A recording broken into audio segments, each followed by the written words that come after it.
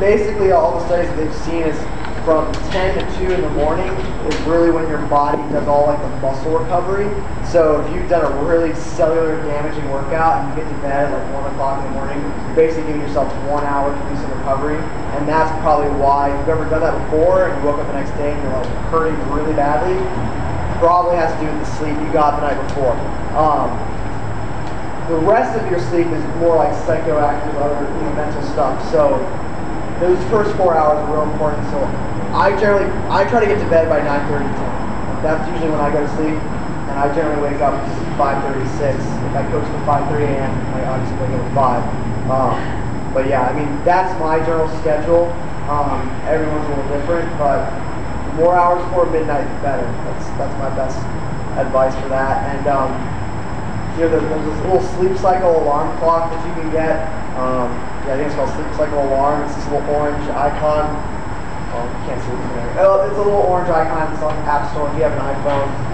Basically, you lay it face down by your pillow, and it can tell like the movement, and the alarm will go off within 30 minutes before your alarm needs to go off. So it's never going to go off after, obviously, but it'll go off in some realm, 30 minutes before or like right at it, based on your sleep cycle.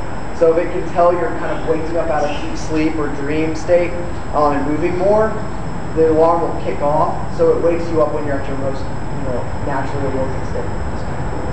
Because there's nothing worse than getting pulled right out of like deep sleep when your alarm goes off in the morning. And if you've ever like felt like really groggy and weird, chances are your alarm went off or you got pulled out of sleep at like a really bad time in your sleep cycle. So you could try that out. That helps a lot. I noticed a huge difference. It sucks thinking some days, for me, like I'll wake up at 4:45 instead of 5. And yeah, you're like, oh, that's 15 minutes more of sleep, but it's not quality sleep.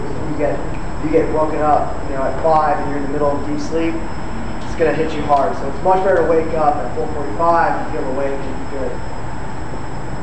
Anything else about sleep? Stimulants. You want to talk about stimulants and full beds like that? What about sleep? Your actual natural cycle isn't one night all the way through.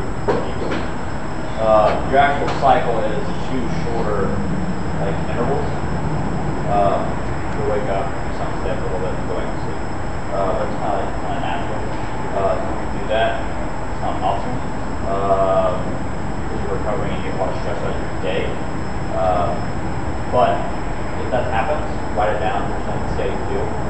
I feel a lot better when I get 10 hours of sleep. Don't know, but I noticed a significant difference in my day, my attitude, and everything when I go from 8 to 10.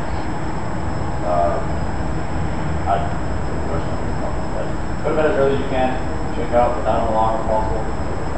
If you're kind of programmed to think of whenever you're going to wake up, you'll kind of notice that you'll wake up before your alarm goes off anyway. That happens to you guys.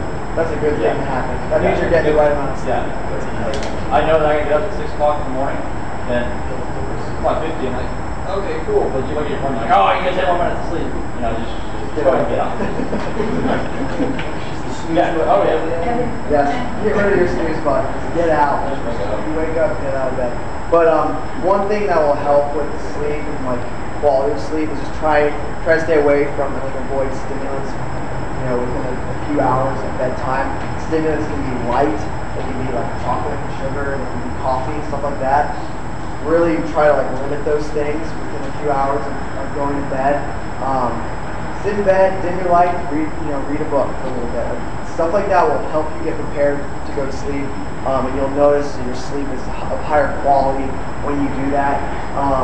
If you have a job where you are generally up late on your computer checking emails and you just have to for whatever reason, there's an application called Flux, and it adjusts your monitor brightness settings to sync with kind of circadian rhythm and the sun. So during the day, the brightness of your monitor simulates more of your kind of housing bright white light, and at night it kind of goes more to a tinted kind of red light. So that stuff, they've done studies with it, and it has shown that it helps you go to sleep better after being on the computer. But obviously the TV, you can't install it on your TV, so don't watch TV if you can right before bed. Does that help? Anything else? All right. Well, yeah. Guys, thanks for coming. Good luck. Obviously, this is the only time that you're going to see us. So while this is going on, use us as a resource. We're here to help you. So if you have questions throughout these next 3 months, don't be afraid to come up and talk to us. All right? Good luck. Go home and eat a really good paleo meal tonight.